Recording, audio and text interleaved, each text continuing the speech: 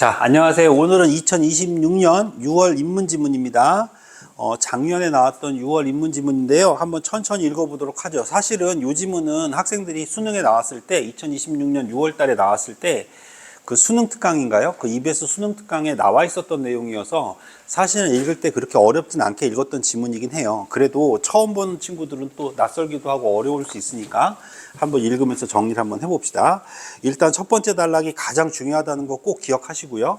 인문지문이나 과학지문이나 모두 다 똑같이 읽는 건 동일합니다. 서론이 같이 반복된다는 거 기억하시고 첫 번째 문장 꼼꼼하게 읽어야 된다는 거 꼭 기억하시고 아시겠죠? 자, 한번 읽어볼게요.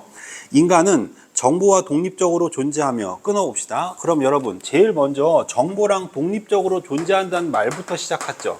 그럼 정보랑 독립적으로 존재한다는 말부터 시작한 걸로 보니까 이제 이 문장이 왜 첫 문장에 있는지 알겠지, 다 읽은 사람들은. 결과적으로 뒤에 읽어보니까 인간도 하나의 뭐로 취급됩니까? 정보로 취급되잖아. 그러니까 그 전에는 정보랑 독립적으로 존재했다부터 어떻게 변했는지를 보여주는 거니까 결국은 첫 문장이 뒤에는 그러면 인간은 정보로 독립적으로 존재하지 않는다는 얘기구나, 이렇게 알게 해준다는 거예요. 한번 읽어볼게요. 독립적으로 존재하며 정보는 인간의 도구에 불과하다는 인간중심주의와는 달리 끊어봅시다. 그럼 인간중심주의는 결국은 정보는 인간의 도구고요. 또 인간은 정보가 아니라는 얘기죠. 여기까지 정리되셨죠? 자, 그 다음 플로리드의 정보 철학은 끊어보죠. 인간을 정보의 존재로 간주한다. 자, 그럼 여러분 인간도 하나의 뭐다? 정보로 취급한다, 이 얘기입니다. 그럼 이제부터 인간은 하나의 뭐다? 정보다, 요 얘기만 여러분들이 알고 있는 상태에서 읽어주면 되는 거야. 읽어볼게요. 인간을 포함한 세계 내 모든 존재는, 모든 동그라미 빵 쳐봐. 이 진짜 중요한 거야. 왜 모든이 별표냐 하면, 자, 선생님 좀 봐줘봐. 모든이란 단어 나오면 얘들아 무조건 선출이라고 기억해? 맞아? 그럼 이 모든이란 단어에 지금 표시되어 있는지 봐봐. 그러니까 항상 비문학 강의 들을 때 여러분들이 써먹으려고 들은 거잖아. 그럼 이 모든이란 문장 한번 읽어볼게. 모든 존재는 속성과 행위가 정보로 뭐 된다? 환원된다라고 돼 있죠. 자, 그럼 오른쪽에 여러분 31번의 3번 선택지를 보세요. 사물이 지닌 속성과 마찬가지로 인간이 지닌 속성 또한 정보로 환원될 수 있다라는 말 보이세요? 이것 때문에 3번이 답이 된 거야. 결국은 모든이라는 말이 나오니까 선택지에 의도적으로 쓰겠다는 의도였다. 여러분 무조건 무슨 말인지 알겠지? 어떤 단어가 나오면 수식어 중에서 출제가 유력한 수식어가 존재한다고. 그러니까 이런 것들은 꼭 기억해야 돼. 됐죠? 자, 그럼 결과적으로 모든 존재는 정보로 환원된다. 한마디로 인간도 뭐란 얘기죠? 한마디로 인간도 뭐다? 정보다 라는 말을 반복한 겁니다. 됐죠? 자, 계속 갑니다. 가령 내가 빵을 사는 행위를 하는 것은 내가 빵을 산다는 정보죠. 이렇듯 속성과 행위가 정보로 환원되는 정보적 존재를 플로리드는 뭐라고 불렀다? 인포그라고 불렀다. 그럼 여러분 정보가 인간이다. 자, 다시 말하면 모든 정보는 다 뭐다? 모든 정보, 인간도 하나의 뭐다? 정보다. 즉 정보를 다 뭐라고 불렀다? 인포그라고 불렀대요. 그러니까 모든 속성과 행위가 다 인포그로, 정보로 정리될 수 있대. 이렇게 연결시킬까? 이렇게. 요건 지우고. 됐습니까? 그럼 정보는 뭐다? 인포그입니다. 자, 인포그는 정보적으로 상호 연결되어 있어 영향을 주고받는 존재입니다. 연결에다 동그라미 칠까요? 자, 그러면 여러분 정보끼리 서로 뭐 되어 있죠? 연결되어 있죠. 상호 연결되어 있는 것의 의미는 다른 정보에 변화시키는 행위이자, 즉 주체인 동시에 다른 정보에 의해 변화되는 대상이래요. 그럼 둘 다 뭐 되어 있다는 거죠? 연결. 내가 친구에게 빵이 맛있다고 말해서 친구가 그 빵을 샀다면 나의 음성 정보는 그 빵이 지닌 속성이라는 정보에 의해 촉발되는 대상이자 친구의 행위라는 정보를 발생시키는 주체다. 선생님, 한마디로 뭐 되어 있다? 연결. 맞습니까? 그럼 정보는 정보들끼리 뭐 되어 있다? 연결. 자, 계속 갑니다. 인간을 정보적 상호 연결에 의해 구현되는 인포그의 하나라고 본다는 점에서 인간을 별도의 범주로 분류하는 인간중심주의와는 대비된다. 맞죠? 왜냐하면 첫 번째 문장에서 인간중심주의는 결국은 정보를 취급하고 정보를 사용하는 사람이 뭐였는데? 인간이었는데 인간조차도 하나의 뭐로 취급됐다? 정보로 취급됐다. 여기까지 됩니까? 결과적으로 정보와 정보끼리 뭐 되어 있다? 연결되어 있다. 그러니까 분명히 인간중심주의와는 다른 거겠죠. 됐습니까? 자, 계속 갑니다. 인간을 바라보는 관점의 차이는 윤리적 견해의 차이로 이어진대요. 그럼 여러분, 인간을 바라보는 관점의 차이가 무슨 차이로 나눠진다고? 윤리적 견해의 차이. 그럼 칠판 좀 볼까, 얘들아? 자, 그럼 이 연결이라고 하는 게 윤리적 견해의 차이도 만드나 봐. 맞나요? 자, 그럼 어떻게 나누는지 봅시다. 존재함, 동그라미, 즉 있음을 경험할 수 있다는 뜻으로 정의하는 경험주의와는 달리 경험주의 동그라미. 자, 그럼 존재함은 얘들아 뭐 할 수 있는 거지? 경험될 수 있다는 뜻이야. 맞나요? 그럼 얘들아 우리가 셈 보자, 얘들아. 셈 보자. 인간은 존재해? 왜지? 우리가 눈으로 그 존재하는 걸 뭐 하죠? 봤죠. 결과적으로 경험한 것이 존재한다고 보는 무슨 주의? 경험주의와 달리 인포구의 있음은 상호 연결의 주체와 대상이 될 수 있다는 뜻으로 정의된다. 연결 동그라미 치죠. 자, 그럼 여러분 볼게요. 원래는 얘들아 윤리적으로 따지면 이 윤리적인 건 뭐였지? 경험할 수 있어야 돼. 자, 그런데 인포구에서 말하는 있음은 무슨 뜻이야? 연결되어 있는지를 보는 거야.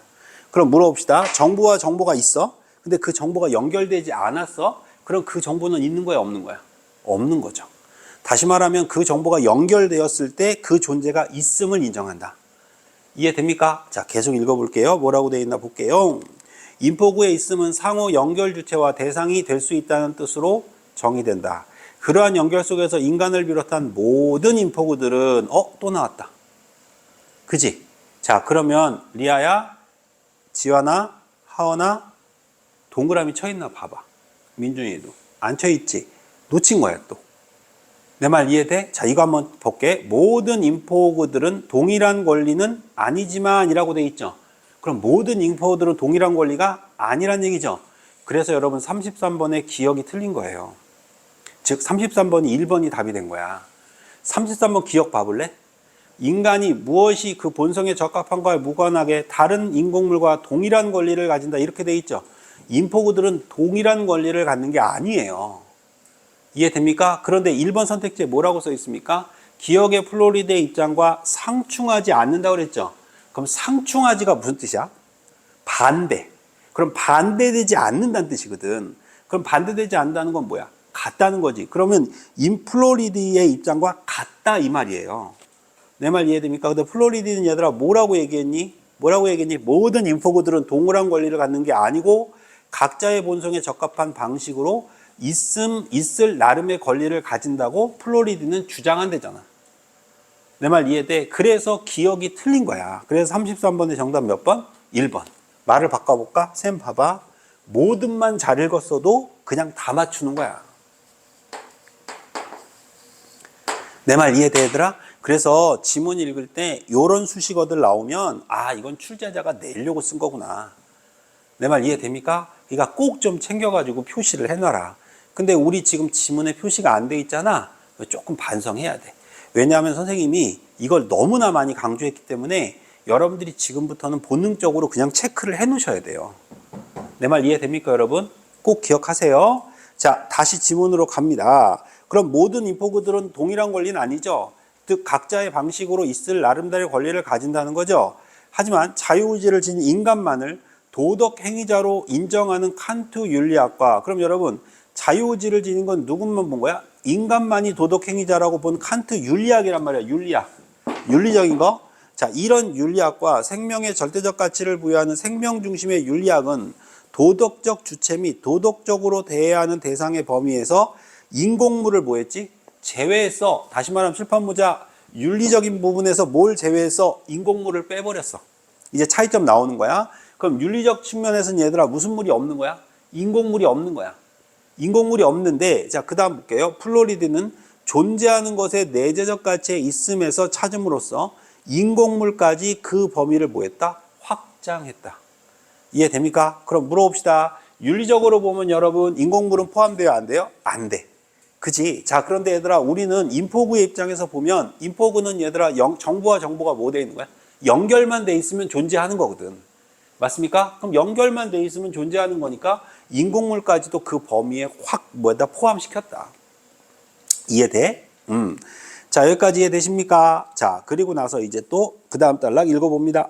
플로리드는 인포구와 그 상호 연결을 막는 공간을 인포스피어라고 칭했대요. 다른 거 신경 안 써도 되더라. 그럼 인포구가 활동하는 공간을 뭐라고 부르는 거야? 인포스피어. 맞습니까, 여러분? 자, 계속 갑니다. 온라인 공간과 오프라인 공간이 중첩되어 가는 오늘날 우리의 생활 환경 전체가 인포스피어에 해당한다. 맞습니까? 여러분들도 왜 이렇게 걸어 다니다가 맛집 한번 검색해 보면 내 위치가 이렇게 잡혀요, 안 잡혀요? 잡히죠. 그럼 여러분, 내가 돌아다니는 그 모든 행동들도 다 뭐로 사용되는 거야? 정보로 사용되는 거죠. 하은이가 돌아다닌 거리 뜨는 거죠. 이해됩니까? 모두 다 뭐가 된다? 정보가 되어버린다. 이 공간은 기존의 공간 개념과는 다른 겁니다. 예를 들어 뉴턴이 생각한 공간은 주체나 대상에 관계없이, 즉 연결할 필요가 없죠. 그죠?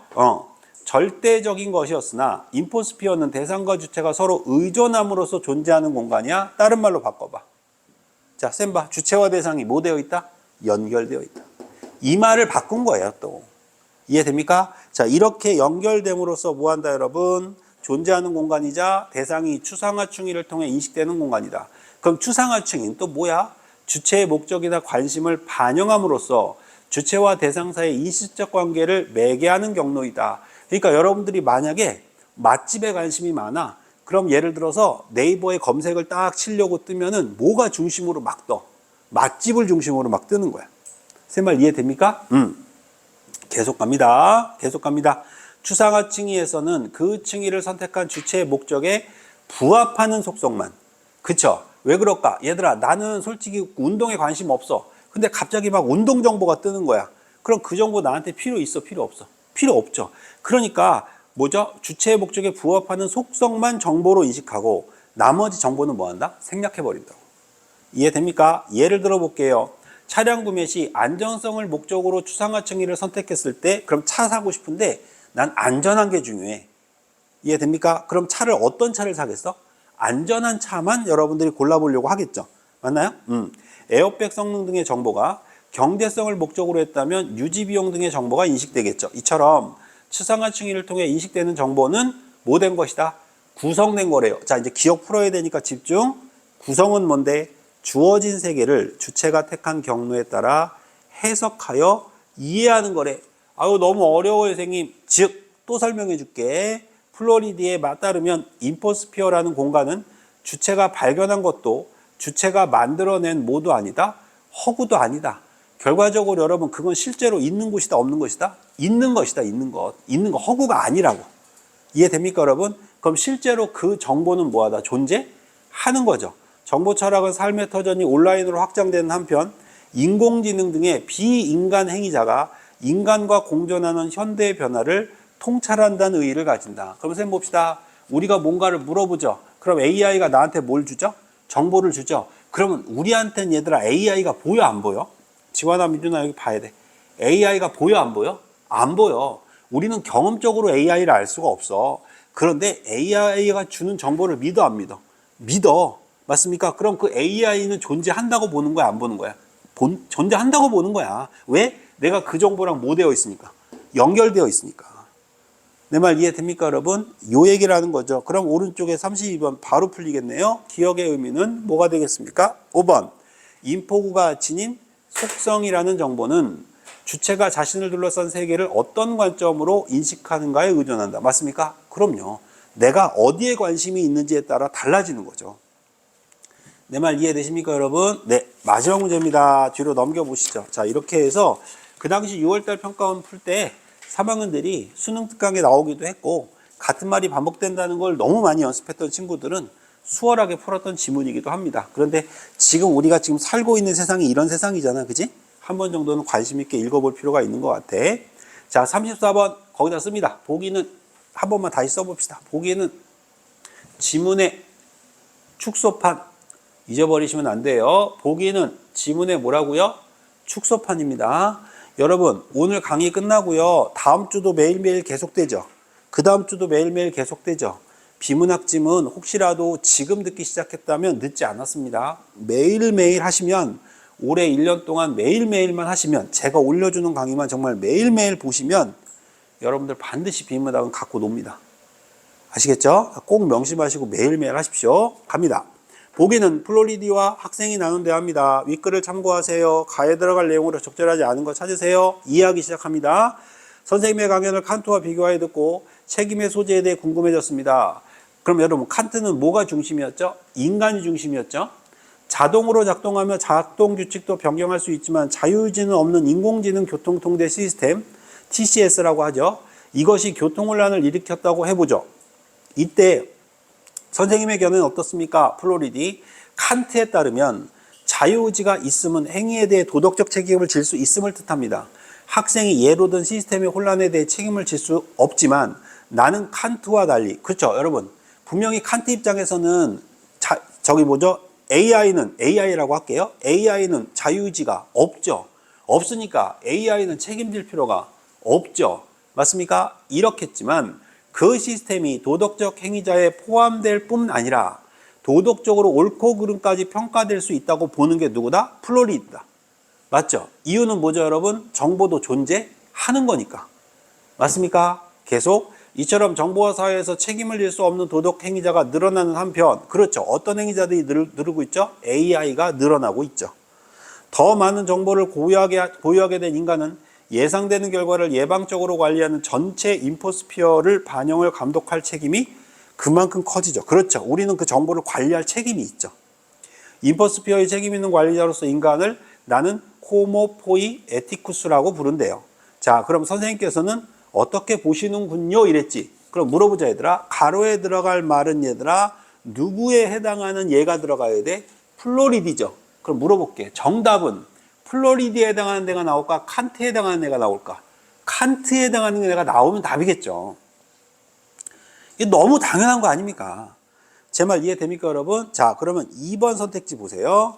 칸트와 달리 찍으라고 주잖아. 그냥 먹으세요 주잖아요. 먹으세요. 맛있게 드세요. 근데 우리는 안 먹어요. 죽어도. 물론 칸트 보고 찍으면 또라이입니다. 뒤를 읽어야죠. 자, 갑니다. 칸트와는 대조적으로 자유의지를 지니지 않은 비인간 행위자인 AI TCS는 교통혼란에 책임을 지울 수 없다고. 그럼 여러분, 칸트와는 뭐다? 대조적으로 이랬죠 여러분. 그래서 여러분, 칸트도 뭐 했죠 여러분? 책임질 수 없다고 얘기했어요. 맞나요 여러분? 칸트와 대조적이 아니라 칸트가 그런 거예요. 이해됩니까 여러분? 여기까지 이해되세요? 자, 보기는 지문의 무슨 판이라고? 축소판이다. 자, 다시 한 번만 여러분, 우리 수능 기출문제 이제 마무리되어 가고 있어서 한 번만 다시 한번 잔소리하면, 매일매일 하셔야 실력이 늘지 하루에 10개씩 열흘 동안 한다고 실력이 느는 게 아닙니다. 비문학은. 아시겠죠? 매일매일 음식을 먹어야 건강해지는 것과 똑같아요. 열흘 동안 굶었다가 하루 폭식하고 열흘 동안 굶었다가 하루 폭식하면 어떻게 되죠? 큰일 나죠. 똑같습니다. 여러분들이 아침마다 밥을 먹듯이 매일매일 30분씩만 투자하세요. 그럼 무조건 성공합니다. 알겠죠? 그래서 여러분들한테 제가 매일매일 드리고 매일매일 강의를 하는 거 아닙니까? 그쵸? 자, 오늘은 여기까지 하겠습니다.